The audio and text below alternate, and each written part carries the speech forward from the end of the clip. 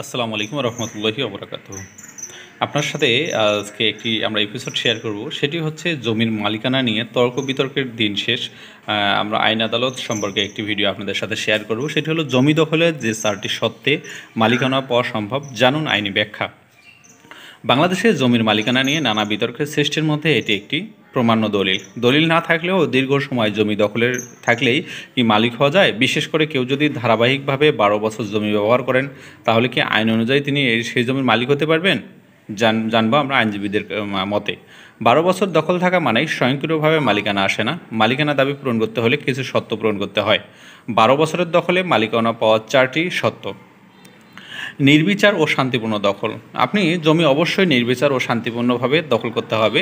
মাঝে কোনো বিরতি বা বিরোধ থাকলে মালিকানার দাবি করা যাবে না। দ্বিতীয় বিষয় হচ্ছে চুক্তি ছাড়া দখল। জমি ব্যবহারকারীর চুক্তি যেমন ভাড়া বা কেয়ারটেকার হিসাবে অনুযায়ী হয়, তাহলে এটি মালিকানা পাওয়ার সুযোগ দেয় না। প্রকৃত মালিকের বাধা না দেয়া বা 12 বছরের মধ্যে প্রকৃত মালিকের যদি উচ্ছেদ বা আইনি ব্যবস্থা গ্রহণ না করেন, তবে দখলকারীর মালিকানা দাবি আইনের আওতায় আসে। আইনি চ্যালেঞ্জের অনুপস্থিতি। 12 বছর পূর্ণ হওয়ার আগে যদি মালিক মামলা বা প্রশাসনিক অভিযোগ করেন, তাহলে মালিকানা দাবির সুযোগ থাকবে না।